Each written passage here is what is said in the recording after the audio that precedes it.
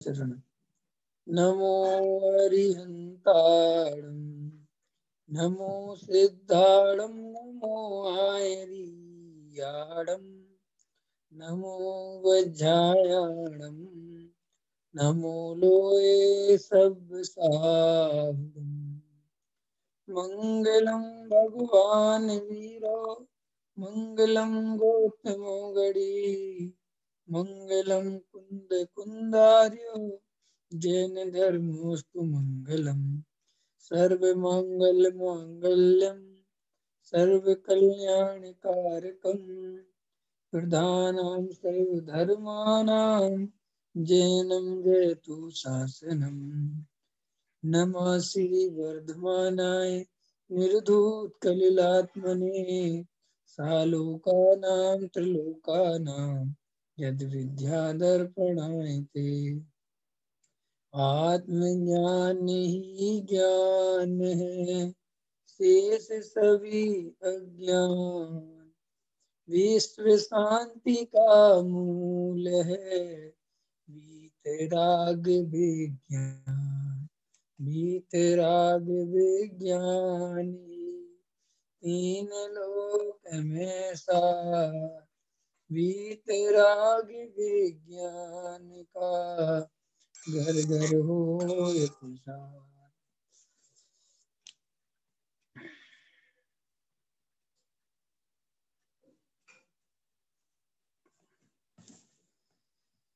द्रव्य गुण पर्याय, इनका स्वरूप क्या है, इस पर अपनी चर्चा चल रही है। कल हमने द्रव्य गुण पर्याय की चर्चा की थी, उसी में विशेष थोड़ा पढ़ते हैं। 64 नंबर का पेज है।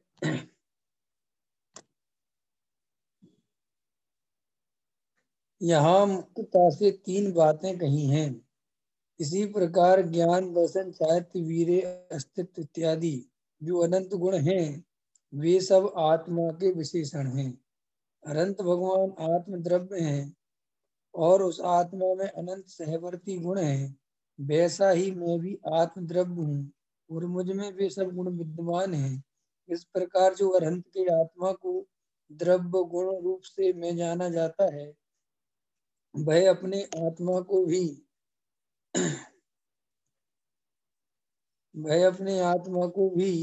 जान गुण रूप में जानता है, द्रव्य गुण रूप में जानता है।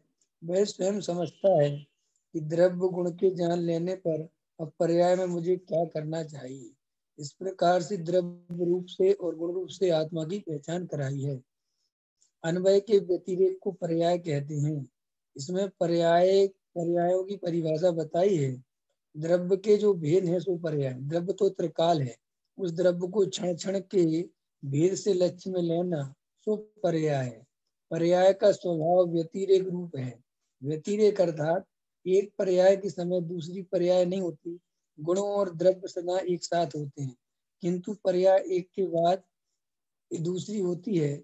अब अनंत भगवान के केवल ज्ञान पर्याय उत्पन्न होती है, तब उनकी पूर्ण अपूर्ण ज्ञान दशा नहीं होती। वस्तु के जो एक समय में भिन्न भिन्न भेद हैं, सो पर्याय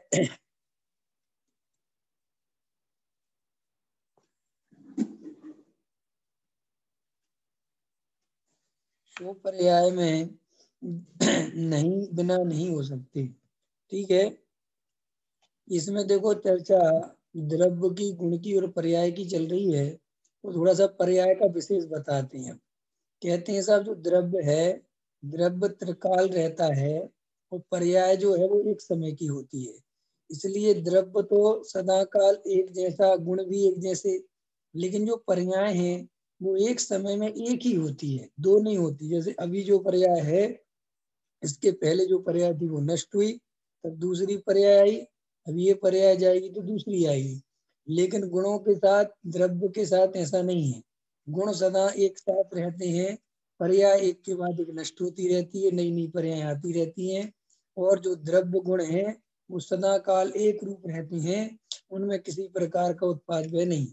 तो पर्याय है जो उत्पाद व्यय वाली है, उत्पन्न हुई नष्ट हुई, उत्पन्न हुई नष्ट हुई। और द्रव्य गुण है वो सदा काल स्थिर है, एक रूप है। अब पर्याय दृष्टि जो है वो हमारी अनादिकाल से चल रही है।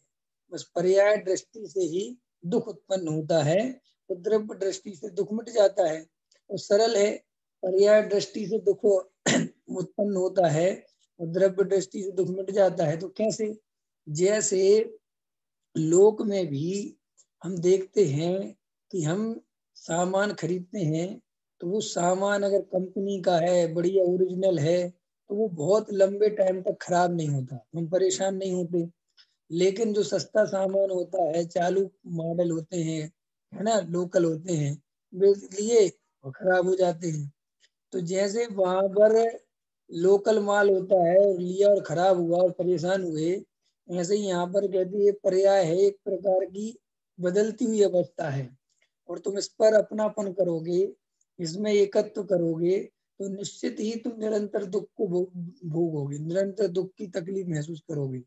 और अगर जो द्रव्य है, जो सदा काल एक रूप रहता है, जिसमें कोई परिवर्तन नहीं होता है, जिसमें किसी प्रकार का चेंजेबल नहीं है, अगर उसमें अपनापन करोगे तो फिर दुख नहीं होगा।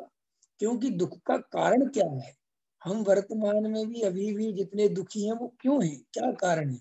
देखो भाई, दुख के कारण अधिकतर संयोग का वियोग अथवा वियोग जिस चीज का है उसका संयोग चाहते हैं। दो ही काम है अपने अंदर, अपन किन्हीं चीजों का संयोग चाहते हैं और किन्हीं चीजों का वियोग चाहते हैं। जैसे शरीर में रोग नहीं हो, इस सदा काल हमसे दूर रहे, हम स्वस्थ रहें, हमारी गरीबी नहीं हो, हमारे परिवार में किसी को कोई तकलीफ नहीं हो, ये सब हम चाहते हैं। ख्याल में है कि नहीं है? इसी के विपरीत हम कुछ चीजें नहीं चाहते और कुछ चीजें चाहते हैं। तो ये चाहना और नहीं चाहना यही दुख का कारण है। अब हम सदा काल रात और दिन जिन विकल्पों में उलझे हुए हैं, वो सारे के सारे विकल्प, वो सारी की सारी शक्ति, वो सारी की सारी ऊर्जा हमारे इन्हीं विकल्पों में जा रही है कि हमारा ये काम बन जाए, ये काम ठीक हो जाए, हमारे लोग दूर हो जाए, हमारा घर हो जाए, जो जो जिसकी है प्रॉब्लम्स, वो रात और दिन सारी शक्ति उसी में खर्च हो रही है। अब मजेदार बात क्या है कि वो जीव को जितनी शक्ति सामर्थ्य मिलती है, वो सारी की सारी खर्च कर रहा है वहां पर जहां उसका कुछ बस नहीं चलता, कोई विकल्प से कार्य नहीं होता। हमारे विकल्प के सोचने से, करने से, रात दिन परेशान होने से कोई कार्य थोड़ी होता है। कार्य तो अपनी गति से, अपनी योग्यता से, अपने परिणमनशील जैसा है वैसा होता है। तो आचार्य कहते हैं जीव के दुख का कारण यही है कि ये निरंतर पर वस्तु को अपने हिसाब से परिणमन कराना चाहता है और परिणमन कराने की ही सारी योजना बनाता है। मैं ऐसे काम करूंगा, फिर ऐसे कर लूंगा तो ऐसे हो जाएगा, और ये रात और दिन के विचार है और एनर्जी सारी चली जाती है। आपको जानकर आश्चर्य होगा, बड़े बड़े वैज्ञानिक जो शोध करते हैं, रिसर्च करते हैं, वो बताते हैं कि कोई आदमी अगर 2 घंटे शारीरिक मेहनत करता है, खेत में जाके कुदाली चलाता है, समझ रहे ना, पसीना बहाता है, और कोई आदमी 15 मिनट 10 मिनट चिंता करता है, तो वो कहते हैं कि उतनी ही ऊर्जा खर्च हो जाती है, उतनी एनर्जी खर्च हो जाती है जितनी 2 घंटे में वो कुदाल में करके आया खेत में। और उसमें भी वो शारीरिक श्रम करता है, तो उसके समझ लो एक प्रकार के स्वस्थता की ही ओर बढ़ता है, उससे कोई उसको तकलीफ नहीं पड़ती। लेकिन जो मानसिक श्रम है, ये मानसिक श्रम से अंदर जीव के और रोग ही बढ़ते हैं, तकलीफ बढ़ती है, थकान बढ़ती है। तो इसलिए हम देखेंगे गहराई में, तो हमारे दुख का कारण यही है कि हम अपने को परिपूर्ण ज्ञायक आत्मा नहीं मानते, हम अपने को अपूर्ण मानते हैं, हल्का कमजोर मानते हैं, शरीर वाला मानते हैं, संयोग वाला मानते हैं। अब हम जब शरीर वाला मानते हैं, तो अब शरीर को स्वस्थ रखने का विकल्प चलेगा, शरीर स्वस्थ रहे, शरीर स्वस्थ रहे। जबकि शरीर वास्तव में जीव के हाथ में है नहीं, जीव का शरीर से कोई संबंध ऐसा नहीं है कि जीव चाहे जैसा शरीर का परिणमन हो वैसा, ऐसा नहीं। शरीर का परिणमन बिल्कुल स्वतंत्र है, उसमें जब रोग होना होगा वो होके रहेगा। आपने देखा होगा दुनिया में, ये सब हम कहते हैं कि अच्छा खाना पीना, अच्छे सब व्यवस्थाएं बनाना, लेकिन जब देखो अच्छे अच्छे त्यागी वृत्ति ब्रह्मचारियों को रोग हो जाता है, जबकि वो शुद्ध सात्विक खा रहे हैं। कभी कभी तो ऐसा देखा जाता है, जो सही नहीं खा रहे हैं, उल्टा सीधा बाजारों में खा रहे हैं, उनको रोग नहीं हो रहा है, और जो नहीं खा रहे उनको हो रहा है। तो वास्तव में परिणमन अपने हाथ में तो है नहीं शरीर संयोग का। संयोग का वियोग होना है तो होना है, हम क्या करेंगे। अगर हमारी अल्प व्यय में, अल्प आयु में हमारा लड़का मरना है तो मरेगा, हम क्या कर सकते हैं। अगर हमें मरना है तो हम मरेंगे, हम क्या कर सकते हैं। पत्नी को मरना है तो पत्नी मरेगी, जो उसको भी जाना है। अब ये सब बातें परम सत्य हैं। कौन सी परम सत्य है? कि कोई द्रव्य किसी द्रव्य के अधीन नहीं है। एक भी पर्याय में हम चेंज नहीं कर सकते, न शरीर की पर्यायों में चेंज कर सकते हैं, न संयोगों में कुछ चेंज, जो जैसा है चल रहा है। अब आचार्य कहते हैं कर सकता नहीं और करना चाहता है, वह ये दुख का कारण है। देखो कभी कभी होता है ना, या तो हम करना चाहें और कर लें तो भी हमारी परेशानी मिट जाए। अब हम करना तो चाहते हैं, कर नहीं सकते, ये वहां दुख का कारण है। इसलिए हम निरंतर दुखी बने रहते, निरंतर आकुलता चलती रहती है। तो वैज्ञानिक भी कहते हैं इस बात को कि भाई साहब ये रात और दिन लोग आज डिप्रेशन में हैं, चिंताओं में हैं, परेशान हैं, ख्याल में है ना, अपने अपने लेवल पे। अब उन सब के कारण पूछो जाके देखो तो क्या है, वही पर द्रव्य की चिंता। पूरे टाइम काय की चिंता है? पर द्रव्य की। उसको अपनी इच्छा के अनुसार परिणमन कराने में ही सारी शक्ति लगा रहे हैं। वही हमारे दुख का कारण। वैसे हमारे में कोई दुख नहीं है, कोई तकलीफ नहीं है जीव को, लेकिन जब हमने अपने को शरीर माना तो शरीर मानते ही ये शरीर को फिर अपने अनुकूल रखने का भाव बनता है। स्वस्थ रखने, स्वस्थ रहता नहीं, वो तो एक ना एक बीमारी चलती रहती है। अब अगर हमें वेद ज्ञान हो तो ये शरीर में नहीं हूँ, मैं तो आत्मा हूँ, जानने देखने वाली जो सत्ता है वो मेरी सत्ता है, इस शरीर वरीर मेरी सत्ता नहीं है। तो इससे जीव को अनंत शांति मिलेगी, अपने आप ही मिलेगी। क्योंकि अनंत आकुलता अज्ञानता से पैदा होती है। कैसे पैदा होती है? अज्ञानता से। अज्ञानता क्या है कि जैसे लोक में हमने अपना ही पर्स या अपने ही पैसे रखे कहीं और हैं और खोज कहीं और रहे हैं, और परेशान बढ़ते जा रहे, बढ़ती जा रही परेशानी। चश्मा लगाने वाला सिर पे चश्मा लगाए रखे हुए और चश्मे से चश्मे को ढूंढता है, होता है कि नहीं होता, वो परेशान है।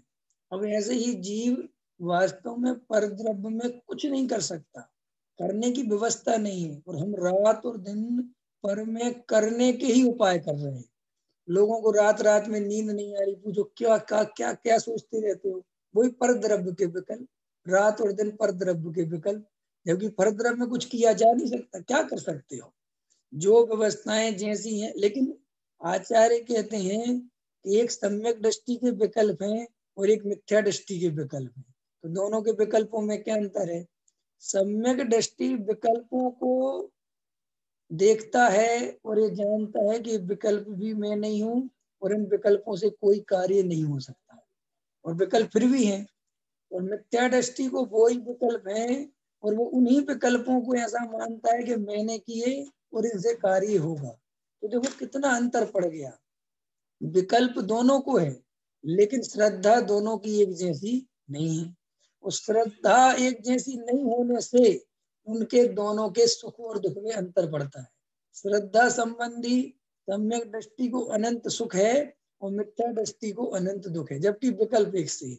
इसलिए सम्यक दृष्टि को भी विकल्प होते हैं ऐसा लोग सोचते हैं, और सम्यक दृष्टि को भी संयोगों के, विषय भोगों के सबके परिणाम होते हैं, सब विकल्प होते हैं, घर की चिंता होती तो है, ये बात तो परम सत्य है। लेकिन सम्यक दृष्टि के उन विकल्पों के संबंध में क्या अभिप्राय है ये तुम्हें पकड़ में नहीं आता। तुम उसके विकल्पों को तो पकड़ लेते हो। 6 खंड के राजा बन रहे हैं भरत चक्रवर्ती, और अगर हम थोड़ा सा करोड़पति बनने की सोचते हैं तो क्या अंतर है? कि अंतर एक है, भरत जी को 6 खंड के राजा बनने पर भी पता है कि मैं आत्मा हूँ, ये शरीर संयोग में नहीं हूँ, और ये 6 खंड मेरा स्वरूप नहीं है। और तुम्हारे अंदर क्या चल रहा है कि मैं करोड़पति बन जाऊंगा, फिर मैं बताऊंगा, मैं एक बार पैसे वाला बन जाऊं बस। तो ये जो श्रद्धा का अंतर है, यही सबसे बड़ा अंतर है। और इसी अंतर को मिटाने का नाम तो सम्यक दर्शन। इसी अंतर मिट जाए, ये बात समझ में आ जाए, बात खत्म है। तो अभी हमें बार बार ये निरंतर देखो, अभी मैं सब लोगों के भी प्रवचन चलते हैं, सब दुनिया के प्रवचन चल ही रहे हैं। सब लोग हम मोक्ष मार्ग में जाएंगे, हम निकट भव में, हम ये हैं, हम वो हैं, और ऐसा है और वैसा है। मैं वास्तव में गहराई से विचार करता हूँ, जीव थोड़ी देर के लिए ये चने के पेड़ पर चढ़ के खुश तो हो जाता है, लेकिन अंदर भेद ज्ञान की ज्योति नहीं जलाता। जैसे हम तुम्हारी तारीफ करें, तुम धन्य हो, मुमुक्षु हो, तुम धन्य हो, तुम्हें ऐसे तत्व सुनने के भाव आते हैं, अरे इतनी ठंड पड़ रही है, तो तुम्हें अच्छा लगेगा क्योंकि तुम्हारी प्रशंसा हो रही है ना, और तुम एकदम, और तुम्हारा तो मोक्ष मार्ग बिल्कुल निरंतर चालू है, तुम भव्य हो, आज नहीं तो कल, बड़ा अच्छा। लेकिन अंदर में विचार नहीं आता कि इन्होंने जो ये कहा है, क्या वास्तव में मैं वैसा पुरुषार्थ कर भी रहा हूँ कि नहीं, कि खाली ये सुन रहा हूँ और सुन के खुश हो रहा हूँ, अपनी तारीफ हो जाती है, हम विशेष बन जाते हैं। देखो, जीव को विशेष बनने की आदत बहुत ज्यादा है। हर आदमी विशेष बनना चाहता है पूरे टाइम, हमेशा, और वो किसी भी क्षेत्र में रहे। अगर वो शराबियों की जमात है तो वो उसमें भी विशेष बनना चाहता है। वो कहता है तुम मेरे जितनी शराब नहीं पी सकते, तुम क्या शराब पियोगे, तुम कुछ भी नहीं पी सकते। वहां पर विशेष बनना चाहता है। कहीं पर भी जीव को बैठा, मंदिर में जाओ तो वहां तुम मेरे जैसी पूजा नहीं कर सकते, उपवास में ले जाओ तुम मेरे जैसा उपवास नहीं कर सकते, स्वाध्याय में ले जाओ, अरे सुनते तो बहुत है भाई साहब, लेकिन जितने ध्यान से मैं सुनता हूँ ना, इतना कोई नहीं सुनता। जहां भी जाओ इस जीव को विशेष होने की चाह बहुत है, और आत्मानुभव जिनको विशेष होने की चाह है उनको कभी नहीं होता। आत्मानुभव उन लोगों को होता है जो सामान्य रहना पसंद करते हैं। कैसे रहना पसंद करते? सामान्य, विशेष की चाह ही नहीं है, कोई मतलब ही नहीं है। अरे तुम धन्य हो, तुम भव्य हो, तुम्हें कुछ भी कहो, मैं ध्रुव भगवान आत्मा हूँ, मुझे कोई चिंता नहीं, मुझे कोई खुश नहीं कोई। लेकिन हम लोग देखते हैं, सबने अपने अपने ग्रुप बना रखे हैं, सब अपनी अपनी तारीफ करवाते रहते हैं, कार्यक्रम होते हैं, उसमें 50, 100, 200, 500, 1000 लोग इकट्ठे हो जाते हैं, फिर एक दूसरे का सम्मान करते हैं। आपने साहब बहुत अच्छा किया, आपने कार्यक्रम बहुत बढ़िया किया, फिर वो सामने वाला खुश हो जाता है, फिर वो उसकी तारीफ करते हैं, साहब आपके पैसे से संयोग से काम हुआ है, आप जैसे सेठ हमें नहीं मिलते तो कौन मिलता है। 10, 20, 50, 100 लोग उस पर तालियां बजाते हैं, और इसको ही जीव समझता है कि हम तो बहुत विशेष कार्य कर रहे हैं। ये करना बुरा है अथवा नहीं, ये अर्थ नहीं है हमारा। हमारा सिर्फ इतना अर्थ है कि तुम इनमें कहीं गलती से मोक्ष मार्ग तो नहीं मान बैठे, इससे अपने को धर्मात्मा तो नहीं मान बैठे, भाई ये इतना सा अर्थ है। तुम्हें अंदर अंदर में अगर वेद ज्ञान की धारा चलती है, तुम्हें तत्व ज्ञान की धारा चलती है, तुम एक गहराई से विचार करते हो, ये सब कुछ दम नहीं है इन बातों में, तो तुम्हारा जागृति में तुम्हारा नाम है, तो तुम जागृत हो, और तुम खाली इन कार्यक्रमों को देख के खुश हो गए हो और अपना नाम लिखा के खुश हो गए हो बस, और अपने सो गए हो, तो इसका मतलब तुम जागृत नहीं हो। देखो, मुनिराज सम्यक दृष्टि जीव हो, मुनिराज हो, श्रावक हो, आर्यका हो, मुनिराज हो, इन सबकी परिणति में एक चीज कॉमन है। आप देखो, मुनिराज को छठवें गुण स्थान में जो स्वभाव का प्रचंड राग आता है, उस राग में भी संतुष्ट नहीं होते, उस राग में वे खुश नहीं होते, उस राग को वो भला नहीं मानते, उस राग को अपना स्वरूप नहीं मानते, तभी उनका 7वां गुण स्थान होता है। अगर वो जागृति छोड़ दें और छठवें गुण स्थान में मग्न हो तो तुरंत पहला गुण स्थान हो जाए। क्या कहा मैंने? मग्न हो गए छठवें से तो मग्न नीचे आ जाएंगे। ऐसे ही पंचम गुण स्थान वर्ती श्रावक है, वो भी मग्न नहीं होता शुभ अशुभ भाव में। नीचे चौथे गुण स्थान वाला अशुभ की मात्रा ज्यादा है, फिर भी उस अशुभ में मग्न नहीं होता, और शुभ भाव हुए तो उसमें भी एकत्व नहीं करता, उन दोनों में ही जागृत रहता है।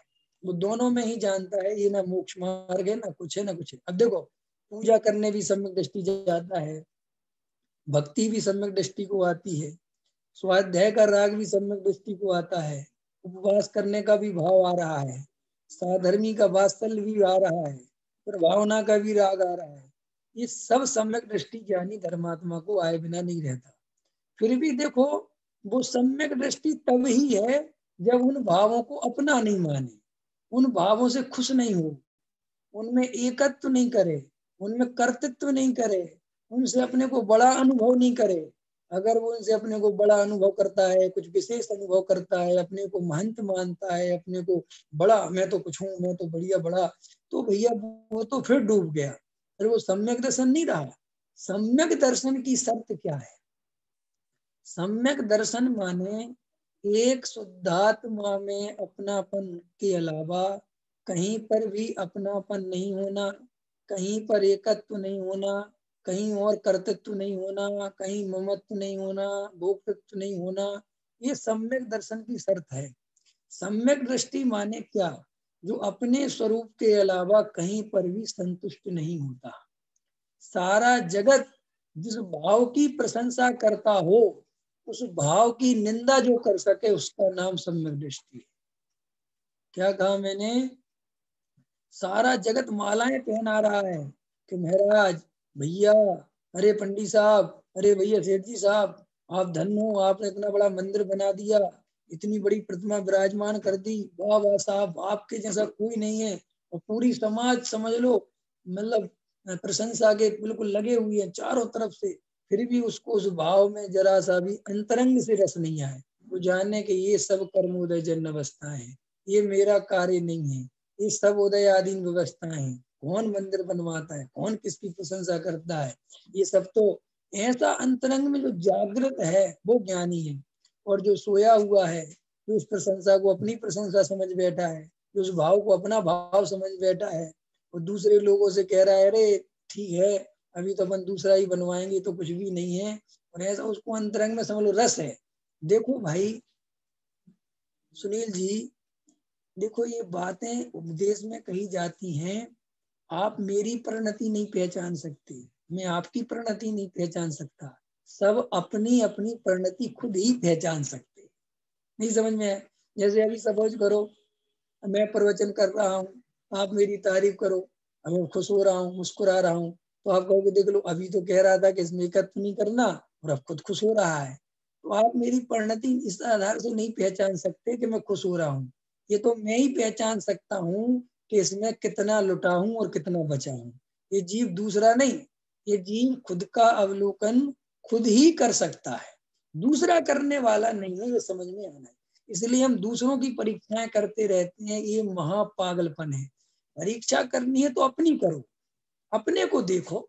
तुम दूसरों को क्यों देखते हो? अरे ये पंडित को बड़ा घमंड है, पंडित को छोड़ो, अपने आप को देखो कि मुझे बिना ही पंडित के कितना घमंड है। तुम अपने आप को देखो कि मुझे वास्तव में जो शुभ भाव का बात है, मैं दूसरों के शुभ भाव की तो वो करता हूँ, लेकिन जब मेरे खुद के शुभ भाव की बात आती है, तब मेरी उसमें कैसी एकत्व बुद्धि चलती है कि नहीं चलती है।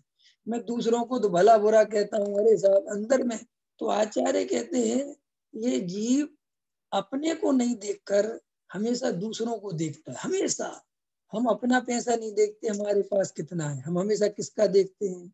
दूसरे के पास कितना है।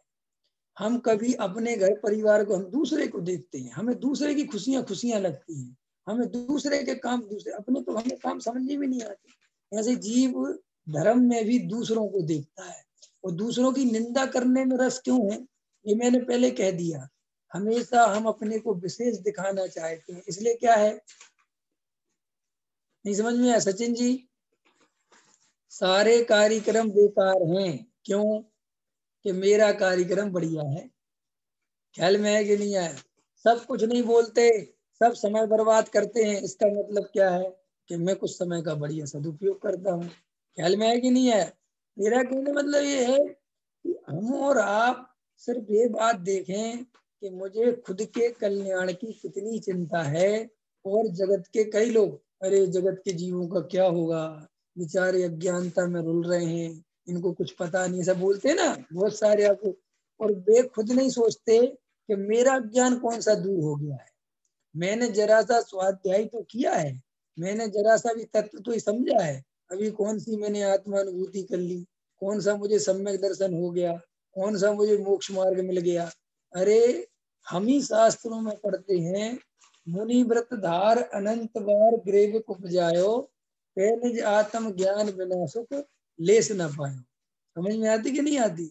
माने हम गहराई में जाके देखें तो हमें कहीं ना कहीं एक आत्म मुग्धता पकड़ चुकी होती है, कि हम कुछ विशेष हो गए, हमने कुगुरु कुदेव कुशास्त्र को छोड़ दिया है और हम तो 20 साल से लगे हुए हैं, हम विशेष हो गए, हम विशेष हो गए, ये हमारी आदत बन जाती है। और इसीलिए हमें फिर आत्म ध्यान की ओर मन नहीं लगता। क्यों? एक जो मन में एक समझ लो, आत्म संतुष्टि का अर्थ क्या है? कई लोग दान दे देते हैं मंदिर जी में और अपने संतुष्ट हो जाते हैं, फिर वो कहते हैं हमने तो 5 लाख रुपए का दान कर दिया, अब इससे ज्यादा क्या कर सकते हैं, और फिर वो कुछ भी करते रहते हैं। कई लोग अपना जो है उपवास कर लिया, बस फिर ठीक है। ऐसे बहुत सारे, ऐसे कई लोग स्वाध्याय कर लिया, फिर कोई मतलब नहीं। ऐसा हम तो स्वाध्याय, आचार्य कहते हैं तुम्हें मिथ्यात्व के नाश की कुछ खबर है कि नहीं? तुम ये बार बार संतुष्ट होते हो, बार बार संतुष्ट हो जाते हो, ये तुम्हारे अज्ञान की पराकाष्ठा इसलिए है कि तुम्हें नहीं पता।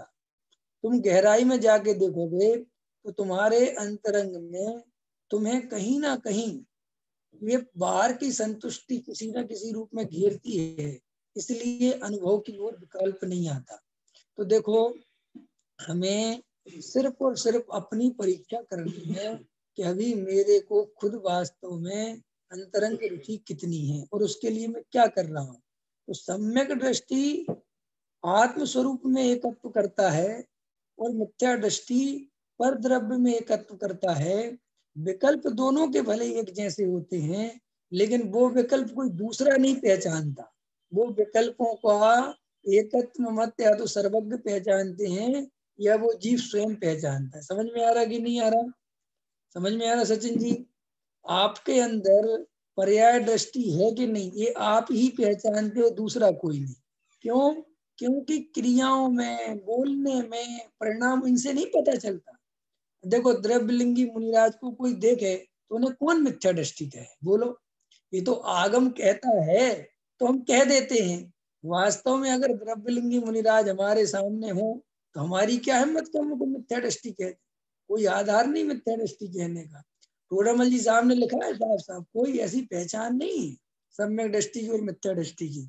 ये तो हम अनुमान लगाते हैं। क्या लगाते हैं? अनुमान। अनुमान कैसे लगाते हो कि साहब सम्यक दृष्टि ज्ञानी धर्मात्मा होगा तो वो निश्चित ही आत्मा को चर्चा में ऊर्ध करेगा, भेद ज्ञान की चर्चा करेगा। ख्याल में, इस अनुमान से जरूरी नहीं है कोई सम्यक दृष्टि ऐसा भी हो कि साहब वो करणानी योग को पढ़ाता हो, उसको कोई जरूरत नहीं हो, नहीं पढ़ाता हो, कोई और हो सकता है, उसमें क्या बात। लेकिन मोस्टली ऐसा देखा जाता है कि सम्यक दृष्टि ज्ञानी धर्मात्मा मुनिराज हो या कोई भी हो, वो वास्तव में अगर आत्मा के रसिया होते हैं तो फिर जिसकी रस में डूबे होते हैं उसकी चर्चा आए बिना चित्त में नहीं रहती, वाणी में वो फिर निकलती है। तो इसीलिए हम दूसरों की पहचान में समय बर्बाद ना करें, हम सिर्फ अपनी ही पहचान में समय लगाएं कि मेरी स्वयं की स्थिति क्या है। इसीलिए विकल्पों से, क्रियाओं से अपने को भी नापना बंद करें और दूसरे को नापना बंद करें। किसी की क्रियाओं को बुरा कहने का भी कोई मतलब नहीं है, किसी के परिणामों को बुरा कहने का कोई मतलब नहीं है। सभी जीव हैं, सब अपनी अपनी योग्यता से अपने अपने अनुसार परिणमन कर रहे हैं, उसमें राग देश करने की कोई गुंजाइश नहीं है। कोई कहीं जिसको जो समझ में आ रहा है, जो पंथ, जो संप्रदाय, जो दर्शन लगे सब, हमें तो सिर्फ ये सोचना है कि भाई मार्ग मुझे मेरा समझ में आ गया, मुझे मेरा कार्य कर लेना है। जगत के जीव कौन क्या समझ रहा है, कौन गलत समझ रहा है, कौन सही समझ रहा है, इसमें समय बर्बाद नहीं करना। समझ में आया कि नहीं आया? सुनील जी समझ में आया ना? ये जो अंतरंग में पंथ संप्रदाय की स्थितियां हैं, किसी भी पंथ संप्रदाय की हो, इससे सम्यक दर्शन कभी नहीं होता, कभी कट्टरताओं से सम्यक दर्शन नहीं होता। याद रखना, सम्यक दृष्टि का तो अर्थ ही है जिसे किसी पंथ, किसी संप्रदाय, किसी जाति में ममत्व रहा ही नहीं। ये सम्यक दर्शन का प्रथम लक्षण है, ये सम्यक दृष्टि का। उसे कोई फर्क नहीं पड़ता, वो कोई आग्रह नहीं रखता। वो तो कहता है, सबसे पूछो सम्यक दृष्टि कहाँ हो सकता है, किस धर्म में हो सकता है? वो कहता है चारों गतियों में हो सकता है और कहीं पे भी हो सकता है। जो जीव आत्म श्रद्धान करेगा वो सम्यक दृष्टि हो जाएगा। वो सभी जीव आत्मा हैं, इसमें कोई दो राय नहीं है। जैसे आप फलाने मत वाला, कुछ नहीं, आत्मा की जिसको अंतरंग स्थिति बने, आत्मरुचि जिसको हो, त्र्यंच गति के जीवों को सम्यक दर्शन है, देव गति के जीवों को सम्यक दर्शन है, नरक गति के जीवों को सम्यक दर्शन है। तो मनुष्य गति में इतने भेद प्रभेद क्यों? यहाँ पे भी जो मनुष्य हो, राजा हो, रंक हो, चंडाल हो, भील हो, कोई हो, आत्म श्रद्धानी होगा तो सम्यक दृष्टि होगा। ये अगर हमारी लाइन होती तो आज हमारा सोचने का नजरिया और हमारी व्यापकता अलग होती।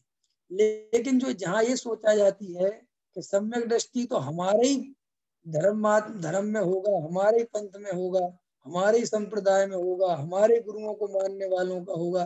जैसे आग्रह आ जाते ना, रोज आग्रह खड़े हो रहे हैं, रोज झगड़े किस बात के? ये आग्रह होते ना, व्यक्तिवाद, पंथवाद, संप्रदाय, ये तो जीव की दशा बिगाड़ दे और फिर उसमें लड़ने मरने को तैयार हो जाते हैं। वास्तव में तुम्हें और हमें, किसी भी जीव को अगर सम्यक दर्शन लेना हो तो उसे किसी भी प्रकार का अंतरंग में पंथ संप्रदाय का पक्ष नहीं होना चाहिए, उसे सिर्फ ज्ञानी का पक्ष होना चाहिए। क्या का? ज्ञानी का। अब ज्ञानी की कौन सी जाति है, कौन से रंग का है, कौन से देश का है, इससे कोई भेद नहीं होना चाहिए। ख्याल में आया कि नहीं आया? अंतर समझ में आया ना? तो हमारे अंतरंग में सभी जीवों को भगवान देखने की बात चलती है।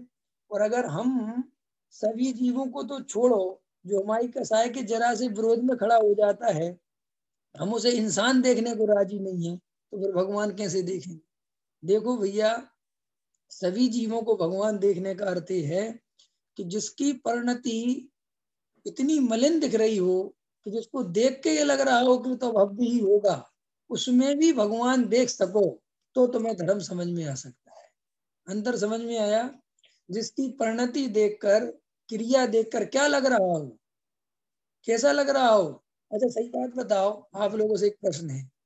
आदिनाथ के टाइम पर जो मारीची ने तांडव किया था, तो मारीची को देख के क्या लगता हो लोगों को? क्या लगता होगा कि ये जीव, ये तो अभव्य होगा, ये क्या तीर्थंकर बनेगा, इसकी तो कहीं से कोई दशा नहीं दिख रही है, ये तो महापापी।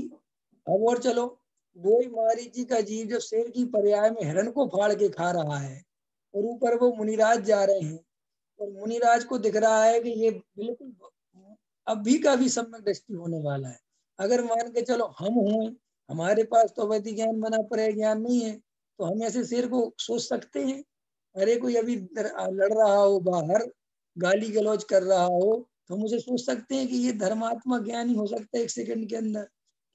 भगवान भगवान की वाणी में यही तो आया है कि तुम किसी भी जीव की योग्यता कभी डिसाइड नहीं कर सकते। एक सेकंड का काम है कब जीव की योग्यता बदल जाए। आज का महामिथ्या दृष्टि जीव एक समय बाद सम्यक दृष्टि हो सकता है, बिल्कुल कुछ इसमें किंतु परंतु नहीं है। और ये जैन धर्म है, जैन दर्शन का अर्थ ही है तो सभी जीवों को इतनी स्वतंत्रता देता है कि उसके पिछले लेखे जोखे का कुछ नहीं है, एक सेकंड में योग्यता पलटे और जीव मोक्ष चला जाए। देखो, आदिनाथ भगवान हैं, भरत जी हैं, बाहुबली हैं, 24 तीर्थंकर के सारे अपने पास वर्णन है। भरत जी ने सबसे ज्यादा विषय भोगों को भोगा और सबसे कम टाइम लिया मोक्ष जाने। ख्याल में है कि नहीं आया? अंजन चोर ने इतने पाप किए, इतने पाप किए कि अंजन चोर को कोई देख के ये नहीं कह सकता कि सम्यक दर्शन ले सकता है, और अंजन चोर उसी भाव से मोक्ष चला गया। ये गजब गजब की बातें हैं, ये तो समझने लायक बातें हैं। और द्रव्यलिंगी मुनि को कोई कह के ये नहीं कह सकता कि ये मिथ्या दृष्टि होगा या ये जो है विचार गति में घूमेगा। ऐसी बातें आपको पूरी दुनिया के किसी दर्शन में नहीं मिलेंगी। लेकिन मजेदार बात है, चूंकि दर्शन तो जैन दर्शन है तो बहुत व्यापक, लेकिन उसको समझने वाले उतने व्यापक नहीं हो पाए, क्योंकि वे तो संसारी है ना। अगर वे तो क्या करें, जैसे ऐसा होता है ना, कभी कभी ऐसा होता ही है, वो तो वस्तु स्वरूप ही ऐसा है कि ज्ञानी तो पैदा हो जाता है, लेकिन ज्ञानी के नीचे मानने वाले सब ज्ञानी हो ऐसा तो होता नहीं कभी भी। उसको मानने वाले तो बहुत अज्ञानी होते हैं, और वे देखो उसी ज्ञानी की क्या हालत कर देते हैं अपने अपने कामों से, जबकि वो उसको मानने वाला, समझाने वाला वो ज्ञानी है। लेकिन उसके नीचे मानने वाले ज्ञानी हैं और वे उसको भगवान बना के छोड़ते हैं। जबकि वो ज्ञानी क्या कह रहा है कि सभी जीव भगवान है, ये व्यक्तिवाद छोड़ो, इसमें कोई दम नहीं है। और होता क्या, उसी के साथ क्या होता है, उस जिन चीजों का वो विरोध कर रहा था वे सारी चीजें उसी के नाम से चलती हैं, चलती कि नहीं चलती। और वो भी कुछ नहीं कर सकता, फिर वो बहुत समझाता है, अपने जीते जी समझाता है। और वो जीते जी तो क्या है कि रहता है तो थोड़ा कंट्रोल भी रहता है, लेकिन मरने के बाद क्या होता है कि मरने के बाद तो अब वो लौट के तो आएगा नहीं कि मैंने ये कहा है कि नहीं कहा। फिर तो उसी के नाम पर वो ऐसा कहते थे, वो ऐसा चाहते थे, और हमने देखा है वो ऐसा चाहते थे, अब वो क्या चाहते थे और नहीं चाहते थे, और सब मट्टी कूड़ा करके अपने हिसाब से चलाते। ये दुनिया ऐसी चलती है। अभी देखो, हम सब अंतरंग में समझ लें कि भाई मूल तत्व अपने अंदर है, मूल आराधना अपनी खुद की करनी है, किसी अन्य की नहीं करनी है। और ये जो पंच परमेष्टि हैं, जो देव शास्त्र गुरु हैं, इनकी भी वास्तव में कितनी जरूरत है, उतनी जरूरत हमारी हो चुकी है। उनको जो इशारे हमें मिलने थे उनके थ्रू, देव शास्त्र गुरु, क्या कहा मैंने, देव शास्त्र गुरु, उनके द्वारा जितना इशारा मिलना था वो हमें मिल चुका है। अब तुम अपना कार्य करो, शीघ्र करो, अब तुम ज्यादा समय बर्बाद मत करो। तो जब तुम्हारा कार्य हो जाए फिर तुम्हें देव शास्त्र गुरु की महिमा आएगी। क्या कहा मैंने, सुनील जी समझ में आ रहा है नहीं आ रहा? एक उदाहरण देके समझाता हूँ। एक रास्ते पर आप भटक रहे थे, आपको एक जगह जाना था लेकिन आप रास्ता भूल गए, आपको जगह नहीं मिल रही है, आप परेशान हो रहे हैं, आप हर समय क्या करें क्या करें, किसी से पूछते फिर रहे हो लेकिन नहीं समझ में आ रहा। वीराना जंगल है, रात होने वाली है, रास्ता बिल्कुल सुनसान, समझ नहीं कहाँ जाऊं।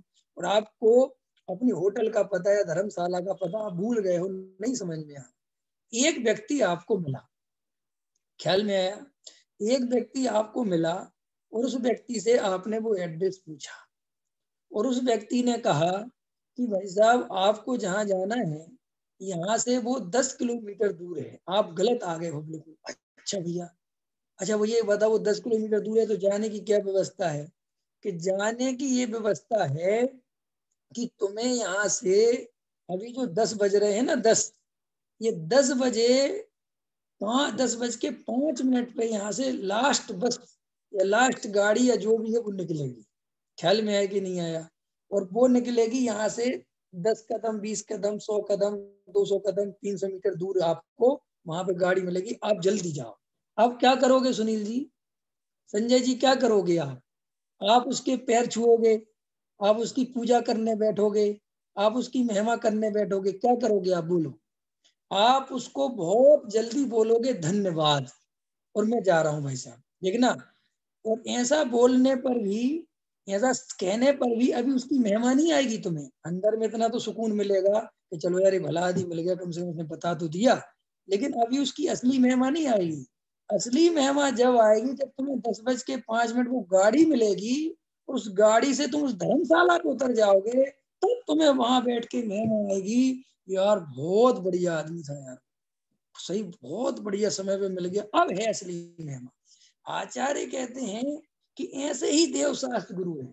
देव शास्त्र गुरु तुम्हें इशारा कर रहे हैं और तुमने क्या किया कि उनके इशारे पे तो ध्यान दिया नहीं और क्या करने बैठ गए, जय जय नाथ परम गुरु हो, और बस अब चालू हो गए, समझे, सरस बेसोद भावना भाई, और गा रहे हो जोर से, मंजीरा बजा रहे हो, कर रहे हो। अब भगवान कह रहे हैं कि अरे मेरे भाई, मैंने तुझे जो समझाया तू उसमें जा अंदर, पहले सम्यक दर्शन ले ले, फिर पूजा पाठ बाद में देख लेंगे।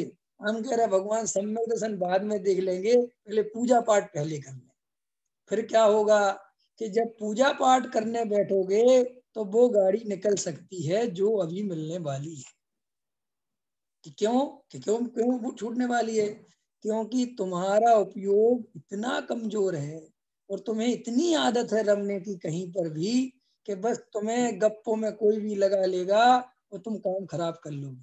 जैसे कई लोग होते हैं ना, बच्चे होते हैं, खेलने के ज्यादा शौकीन वाले बच्चे होते हैं, उनकी माँ ने कहा कि बेटा बाजार से सामान लिया, बहुत जरूरी चाहिए। अब बच्चा कैसा है, लेकिन तो वो भूल ही जाता है कि माँ ने क्या मना। उसको 4 दोस्त मिल गए, वो वहीं गिल्ली डंडा खेलने बैठ गया, वो वहीं क्रिकेट खेलने। अब माँ इंतजार कर रही है, तो माँ फिर दौड़ लगा के जा रही है और देख रही है, तुझे मैंने काहे के लिए भेजा था? अरे मैं तो मम्मी भूल ही गया। आचार्य कहते हैं ऐसे इस जीव को जल्दी से जल्दी आत्मानुभूति और भेद ज्ञान कर लेना चाहिए।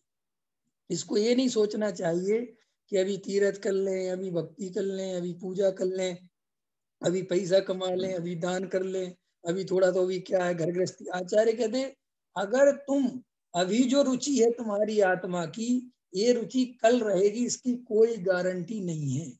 और गारंटी नहीं है की बात नहीं है, महा गारंटी इस बात की है कि नहीं रहेगी। क्यों क्यों नहीं रहेगी? इसका उत्तर टोडामल जी ने दिया है बहुत अच्छा। टोडामल जी साहब कहते हैं कि देखो भाई, नदी का उदाहरण दिया टोडामल जी ने कि नदी का उफान तेज हो तब अगर हाथ पैर मारोगे तो नदी पार नहीं होगे, उल्टे बह जाओगे। इसीलिए तुम तो शांति से प्रतीक्षा करना कि नदी का बहाव कम कब हो रहा है, और जैसे ही नदी का बहाव कम हो तुम हाथ पैर चलाना, पार हो जाओगे। ऐसे ही श्री गुरु कहते हैं कि अभी तुझे तत्व सुनने का भाव आ रहा है, तुझे भेद ज्ञान में रुचि जग रही, इसका मतलब मुंह ढीला है, इसका मतलब नदी का प्रवाह कम है। तू अब इधर उधर मत उलझ, जल्दी से आत्मानुभूति कर ले। कि क्यों? कि अगर भैया तुमने गलती कर दी कि चलो बाद में कर लेंगे, अब तो मुझे आत्मा की रुचि हो ही गई है, अब तो मैं मोक्षु बनी गया हूँ, अब क्या चिंता है, अरे अब तो मुझे समय सार आनंद दे रहा है। श्री गुरु कहते चक्कर ज्यादा नहीं फांसना, कब जाने कसाय तीव्र हो, कब कर्म का उदय तीव्र हो, और कब तुम लुट जाओ, और तुम्हें लूटने वाले बिल्कुल आजू बाजू बैठे हुए हैं। देखो मैं तुम्हें बताता हूँ, सुनील जी आपका भी अनुभव रहा होगा, मेरा तो बहुत रहा है, लेकिन आपका भी बहुत रहा होगा। आप कभी भी देखना, जब अपन को नया नया तत्व ज्ञान मिला था और आपको जब ये नई नई बात सुनने मिली थी, तब आप अपनी उपयोग की तीक्ष्णता देखो, तब आप अपनी रुचि को देखो, तब आप अपने पुरुषार्थ को देखो। जब आपको बिल्कुल कोई नहीं जानता था, आपको नई नई ये बात समझ में आई थी, आपका विशेष कोई सामाजिक परिचय, विशेष कुछ लेना देना नहीं, ना आपको पता कौन पंडित जी है कौन नहीं है, तब का जो काम था और वो काम, और जब इतना समझ लो इतना ज्ञान भी नहीं था, लेकिन तब जैसा जोश था, तब जैसा पुरुषार्थ उबलता था वो अंदर, वो धीरे धीरे जब हम परिचय बढ़ता चला जाता है, धीरे धीरे हमारी पहचान बढ़ती है, धीरे धीरे हमारा क्षोभसम बढ़ता है, और ये सब चीजें हमें लूट लेती हैं कि नहीं? समझ गया, लुट जाते हैं। हम आपको सच बता रहे हैं, हमें आज भी याद है जब हम स्मारक में, हमारी कहानी तो वो थोड़ी अलग है, हम किसी के कहने से या किसी के उससे तो हमारा स्मारक में कोई मतलब ही नहीं जाने आने का, ना हमें कुछ पता था। हम तो स्मारक घूमने के लिए गए थे, हमें तो कुछ पता भी नहीं था स्मारक माने क्या, कौन संस्था है, कौन पंडित, कुछ नहीं जानता था। मैं तो मस्त अपना घूमने गया था। घूमते घूमते मेरे को जब 16 दिन निकल गए, और 17वें दिन जब मैंने पहला प्रवचन किसी के कहने पे कि भैया दादा नहीं घूमो अंदर बैठ जाओ, मेरी उस समय 18 साल की उम्र थी, तो मैंने वो प्रवचन सुना, और उस समय जो मुझे अंतरंग में धगस लगी, और मैंने जो उस समय स्वाध्याय किया, उस समय जो मैंने गहराई से अध्ययन पढ़ा, एकदम अंदर ऐसा लगता था अरे रे क्या कर रहा था मैं, कहाँ फंसा हुआ था, क्या चीजें मिल गई, क्या अमृत मिल गया। उस समय जो प्रणति में उबाल आया, उस समय जो अंतरंग में ज्योति जली अपने स्वरूप को पकड़ने की, समझ गए, वो ज्योति उसके बाद धीरे धीरे बड़ी नहीं डाउन होती है। क्योंकि जैसे जैसे तुम्हारा परिचय बढ़ता है, जैसे जैसे तुम्हें ये मान सम्मान, पंडित्याई, फिर ये फल ढगाना, फिर ये पहचान, फिर क्या होता है, जब परिचय विशेष होता है तो कसाई भी दिखना चालू हो जाता है। अभी आपकी कसाई मेरे प्रति नहीं दिखी आपको कि विवेक जी कैसे, लेकिन आप विवेक जी के साथ उठने बैठने लग जाओ, विवेक जी से ज्यादा मिलने लग जाओ विवेक जी से साथ, तो आपको फिर क्या, इसलिए तो ये महा दुर्भाग्य उन लोगों का कि जो उन्हीं उन्हीं से सुनते हैं और उन्हीं के साथ उठते बैठते घूमते रहते हैं।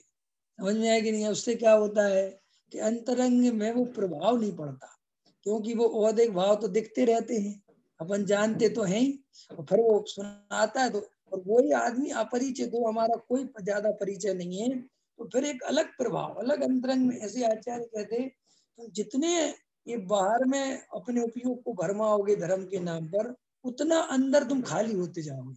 इसलिए मौन रहना सीखो, शांत रहना सीखो।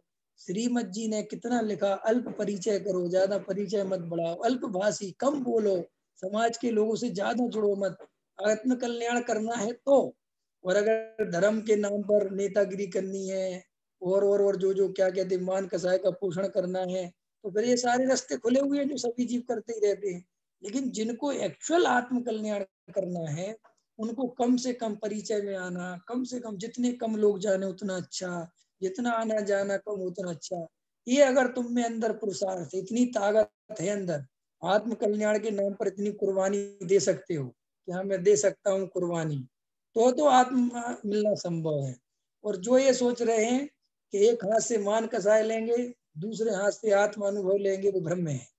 क्या कहा मैंने? जो ये सोचते हैं एक हाथ से विषय भोगों को भोगते रहेंगे, एक हाथ से आत्मानुभूति कर लेंगे, भ्रम में है भाई। सीधी सी बात है, दोनों हाथों से भोग भोगो और दोनों हाथों से आत्मानुभव करो, ये तो संभव है। क्या कहा मैंने? या तो तुम दोनों ही हाथों से लग जाओ विषय भोगों में, ढंग से उसकी तृप्ति कर लो, या फिर ढंग से आत्मानुभव में लग जाओ। ये जो आदत पड़ गई ना, एक पंथ दो काज, ये जो आदत पड़ गई ना बनियाई बुद्धि, कि थोड़ा ये भी ले लो, थोड़ा ये भी ले लो, थोड़ा ये भी ले लो, ख्याल में आया कि नहीं आया है? नहीं समझ में आया? जैसे जो खाने पीने के शौकीन लोग होते हैं, वो खाते कुछ नहीं है और खाते बहुत कुछ है, और उनका पेट कभी भरता नहीं। क्यों? कि जरा सा ये खाया, जरा सा वो खाया, जरा सा ये लिया, जरा सा ये लिया, और बस अब नहीं खाना, और फिर 2 घंटे बाद फिर कुछ भूख लगे।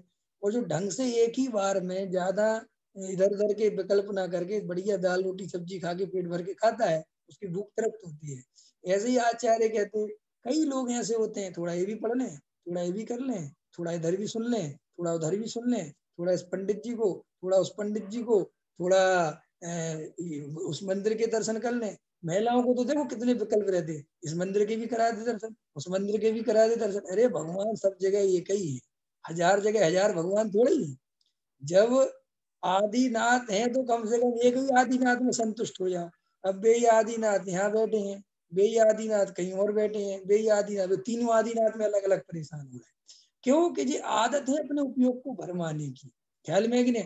अरे उन पंडित जी का लगा लो, थोड़ा उनका भी सुन लेते हैं, उन पंडित जी का लगा लो, उनका भी सुन लेते हैं, ऐसे से समय निकल जाता है।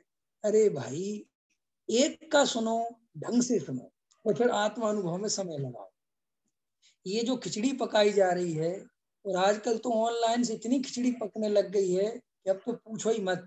मैं अभी आधा घंटे पहले प्रवचन देख रहा था यूट्यूब पे, तो वहीं पे एक पंडित जी के प्रवचन आ रहे हैं, वहीं पे डॉक्टर साहब के प्रवचन आ रहे हैं, फिर वहीं पे किसी और के प्रवचन आ रहे लाइव।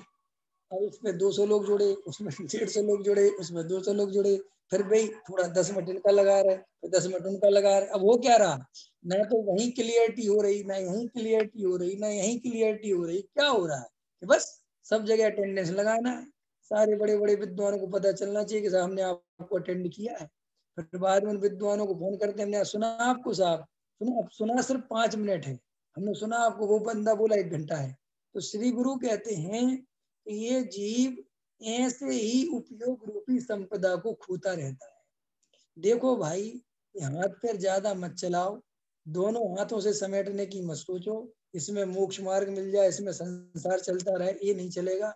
मोक्ष मार्ग चाहिए तो समर्पण भाव से मोक्ष मार्ग में लगो, और संसार चाहिए तो संसार में लगो।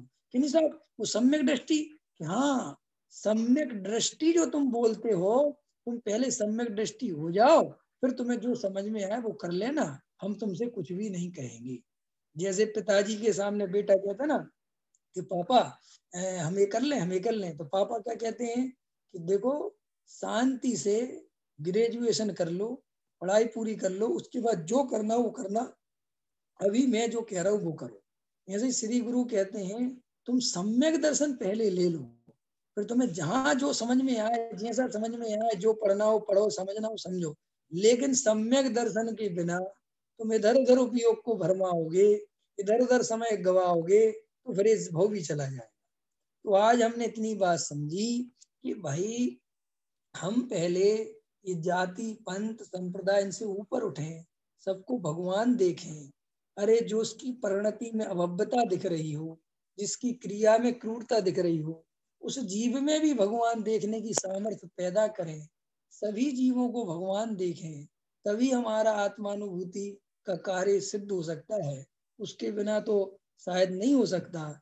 इसलिए सभी गहराई से तत्व विचार पूर्वक सभी जीवों को भगवान देखें और आत्मानुभूति के लिए सारी ताकत लगा दें और अन्य विकल्पों को छोड़ दें। इसी मंगल भावना के साथ सभी की बात पूरी करता हूँ।